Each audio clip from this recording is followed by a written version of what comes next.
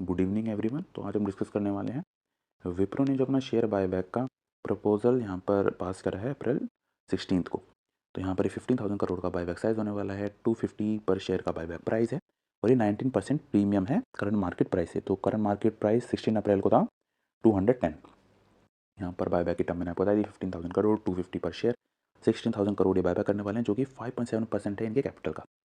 और आप हिस्ट्री देख सकते हैं यहाँ पर विप्रो की 2,500 करोड़ का 2016 में करा था और 2026 में 15,000 करोड़ का है। पहले इन्होंने 15% का प्रीमियम दिया था 2016 में, उससे इंक्रीज होकर अभी 19% का प्रीमियम हमें देने का वादा कर रहे हैं।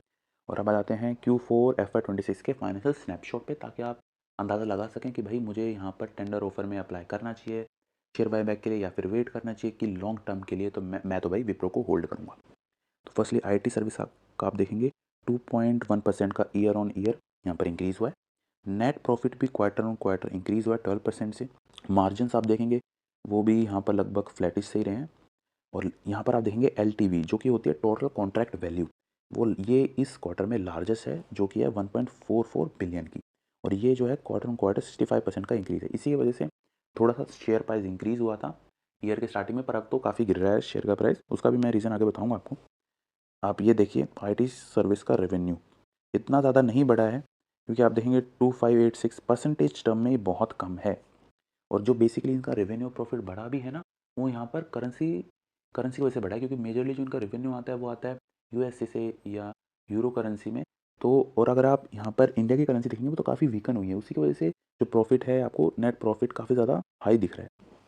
ठीक है, IT सर्विस का मैंने आपको बता दिया, ग्रोथ रेवेन्यू 4% से बढ़ा है, नेट प्रॉफिट 5% से, कैश फ्लो स्ट्रॉन्ग कंपनी है। ठीक है, और 45% यहाँ पर इंक्रीज़ हुआ है year on year total contract value में। ठीक है, और तो आप देख सकते हैं और इतनी ज़्यादा इंपॉर्टेंट चीज़ है नहीं। बात आती है वैल्यूएशन कॉन्सेप्ट की और पीयर कंपैरिजन की। तो फर्स्टली हम चलते हैं मैट्रिक्स में। यहाँ पर जो प्री बायबैक है शेयर आउटस्टैंडिंग वो है 1050 करोड़ के, और पोस्ट बायबैक कितने हो जाएंगे यहाँ पर, सिर्फ और सिर्फ 9090 करोड़ के। ये हमारा डिक्रीज हो जाता है 5.7% से। इसी के वजह से आप देखेंगे EPS में फॉर्मूला की वजह से ही ये इंक्रीज हो जाएगा, क्योंकि EPS का फॉर्मूला क्या होता है, earnings divide by number of shares. अगर नंबर ऑफ शेयर्स ही कम हो जाएंगे और अर्निंग आपकी सेम रहेगी तो ऑब्वियसली इम्पैक्ट जो है आपका पॉजिटिव में ही आएगा। कैश और कैश इक्विवेलेंट आपके कम हो जाएंगे, यहाँ पे जो आपका EPS है वो इंक्रीज़ हो जाएगा, और EPS इंक्रीज़ होने के बाद आपका जो P रेशो है वो ऑटोमेटिकली चीपर हो जाता है। बुक वैल्यू ऑफ शेयर भी आपकी यहाँ पर डिक्रीज़ हो जाएगी।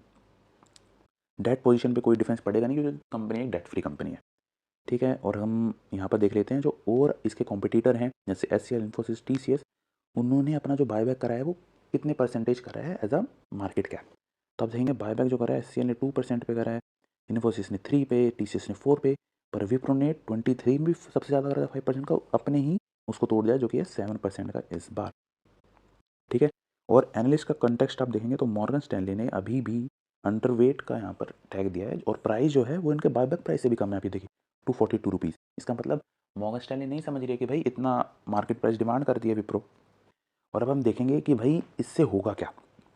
फर्स्टली इससे भाई अब आपने अंडर वैल्यू सिग्नल कर दिया मार्केट को कि भाई मार्केट प्राइस अभी 210 चल रहा है, पर हम तो 250 पे खरीद रहे हैं। इसका मतलब भाई इंट्रिंसिक वैल्यू कम है इसलिए खरीद रहे हैं हम। तो इसलिए भाई ये मैनेजमेंट सिग्नल भी करती है मार्केट को कि भाई हमारे मार्केट जो है उसको सही वैल्यू करो और हमारा मार्केट प्राइस बढ़े। फ्री कैश फ्लो स्ट्रेंथ, भाई फ्री कैश फ्लो बहुत ज़्यादा है कंपनी के पास। अपना कैश फ्लो का जो है वो 112% है नेट इनकम का। इसी की वजह से भाई जो कैश हमारा आइडल पड़ा है उसे मैं यूज़ कर रहा हूँ अपने बायबैक के लिए, ये तो अच्छी बात है। दूसरा है EPS और ROE, भाई इससे हमारा EPS बढ़ रहा है, हमारा ROE बढ़ रहा है, तो ये तो भाई विन विन सिचुएशन है। और दूसरा है बायबैक और डिविडेंड। भाई डिविडेंड में जब डिविडेंड आता है तो वो एज अ इंडिविजुअल इन्वेस्ट पर टैक्स होता है आपकी इनकम में इनडायरेक्ट। तो अगर आपका स्लैब रेट ज़्यादा है 30% पे है तो 30% पे टैक्स होगा। पर बायबैक में क्या है कि भाई ये हमारा हो जाएगा long term capital gain tax. तो 12% का मात्र, मतलब 12.5% का यहाँ पर टैक्स लगेगा सिर्फ, ना कि एज़ कम्पेयर टू 30% का। ठीक है, दूसरा हम देखते हैं हमारा अकाउंटिंग के पर्सपेक्टिव से क्या होगा। फर्स्टली तो भाई हमारा कैश ही कम हो जाएगा, हम कैश दे रहे हैं तो हमारी इक्विटी और रिटेन अर्निंग कम हो जाएंगी, क्योंकि वो तो भाई रिटर्न ऑफ हो गई। हमारा शेयर आउटस्टैंडिंग कम हो जाएगा, हमारा EPS इंक्रीज़ हो जाएगा, हमारा बुक वैल्यू पर शेयर भी डिक्रीज़ हो जाएगा। ठीक है, और ये बस IAS मैंने आपकी रेफरेंस के लिए दिया है, अगर आप CA CS कुछ हैं तो आप इसको पढ़ सकते हैं। फर्स्टली सिनेरियो एनालिसिस, अगर लो ओवर सब्सक्रिप्शन होता है तो 1.5x पे, तो जो अगर आपके 1000 शेयर्स हैं तो उसके सिर्फ 667 ही अप्रूव होंगे, ठीक है। तो आपको गेन कितना का होगा, 26,580 का, ठीक है। और ये जो आपका 667 है, और ये जो आपका 667 है वो कैसा है, 1/1.5 यहाँ पर। और इसी तरह मॉडरेट का कैसा है, 1/2, ठीक है। और इसको मल्टीप्लाई कर देना मैं 1000 से, तो जैसे 500 शेयर, तो इस पर प्रॉफिट इतना होगा। अगर वेरी हाई आप यहाँ पर ओवर सब्सक्रिप्शन हो जाता है तो अगर आपके 1000 शेयर है तो आपको सिर्फ 200 का ही शेयर एक्सेप्टेंस मिलेगा और प्रॉफिट अराउंड 8000 ही होगा। दूसरी बड़ी चीज़ है कि इसमें प्रमोटर का भी पार्टिसिपेशन है। प्रेम जी ग्रुप जो 72.6% स्टेक ओन करता है विप्रो में, वो भी इसमें पार्टिसिपेट करेगा। तो रिटेल इन्वेस्टर के लिए कितना परसेंटेज होगा अभी वो कंफर्म नहीं है। रिस्क और अपॉर्चुनिटी क्या क्या है। फर्स्टली ये लार्जेस्ट एवर बायबैक है, तो ये हाई सिग्नल मतलब मार्केट को सेंड करता है। 19% पे प्रीमियम है भाई, इमीडिएट वैल्यू मिल जाएगी शेयर होल्डर को। ईपीएस इंक्रीज़ हो रहा है हमारा, स्ट्रॉन्ग कैश कन्वर्जन है कंपनी के पास। ईयर ऑन ईयर हमारा जो टोटल कॉन्ट्रैक्ट वैल्यू है वो भी इंक्रीज़ हुआ है। टैक्स एफिशिएंट भी है एज़ कम्पेयर टू डिविडेंड। पर दूसरा हमारे रिस्क और कंसर्न्स क्या है कि भाई एनालिस्ट और मार्केट की एक्सपेक्टेशन थी कि 16,000 से 18,000 करोड़ का बायबैक आएगा, पर कम का है।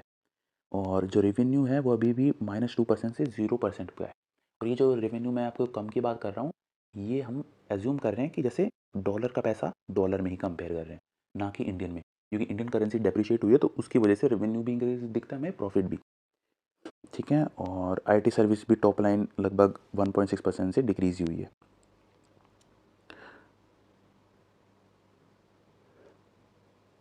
एक्सेप्टेंस रेशो यहाँ पर की अभी अनसर्टेनिटी है, क्योंकि भाई प्रमोटर का भी, जो कि भाई सबसे ज़्यादा यहाँ पर शेयर होल्डर का है, उनका भी पार्टिसिपेशन है। कैश डिप्लीशन हो रहा है, तो भाई अगर आप इन्वेस्ट ही नहीं कर रहे कैश को, क्या पता आप फ्यूचर में एमएनए डील कर लेते, किसी को कंपनी में एक्वायर कर लेते, कहीं के साथ मर्ज हो जाते, एआई में इन्वेस्ट करते। भाई नहीं कर रहे आप ये चीज़ें, आप सिंपली जो रिटेल इन्वेस्टर या फिर मार्केट में जो शेयर्स हैं उनसे शेयर ले रहे हो। इसका मतलब कंपनी ग्रो कैसे करेगी भाई। और जो स्टॉक प्राइस है वो 21% डिक्रीज़ हो गया था यहाँ पर 2026 की स्टार्टिंग से लेकर अब तक। तो इसलिए भी कंपनी ने बाय बैक निकाला है कि भाई थोड़ा सा यहाँ पर शेयर प्राइस को भी कॉन्फिडेंस मिले, इंक्रीज़ हो, और जो इनका बायबैक प्राइस है वो as a floor price act करे पूरे साल तक। की टेक अवेज क्या है इसके, लार्जेस्ट डील मैंने बता दिया 19% का, यहाँ पर प्रीमियम आपको गारंटी कर रही है। ईपीएस इंक्रीज़ हो रहा है, यहाँ पर कैश डिक्रीज़ हो रहा है ताकि जो कैश है वो यूज़ हो जाए। लार्ज यहाँ पर टोटल कॉन्ट्रैक्ट वैल्यू हो चुकी है 45% ईयर ऑन ईयर इंक्रीज़ है, और रेवेन्यू लगभग फ्लैटिश सा ही रहा है। और यहाँ पर टैक्स भी आपको कम देना पड़ेगा एज़ कम्पेयर टू डिविडेंड। तो वर्डिक्ट क्या रहा है इसका कि भाई न्यूट्रल से लेकर पॉजिटिव के बीच में ही, कि अगर आप निकलना चाहते हैं विप्रो से, आप काफ़ी ज़्यादा शेयर होल्ड करते हैं, तो ये सही मौका है। थोड़े से शेयर आप यहाँ पर अपने टेंडर ऑफर में दे सकते हैं और एग्जिट कर सकते हैं एक अच्छे खासे प्रीमियम पे as compare to the market price. पर अगर आप चाहते हैं लॉन्ग टर्म के लिए, तो भाई आपको काफ़ी ज़्यादा कंपनी को ऑब्जर्व करना पड़ेगा, इन्वेस्टमेंट कहाँ से आ रही है, क्या फ्यूचर है कंपनी का, ग्रोथ किस तरह से हो रही है, वो सारी चीज़ें। और लास्टली कि हम एक सेबी रजिस्टर्ड एडवाइज़र नहीं है, we are here just to provide you different view, और ताकि आप चीज़ों को अच्छी तरह समझ पाएँ और अपना डिसीजन खुद ले पाएँ। Thank you.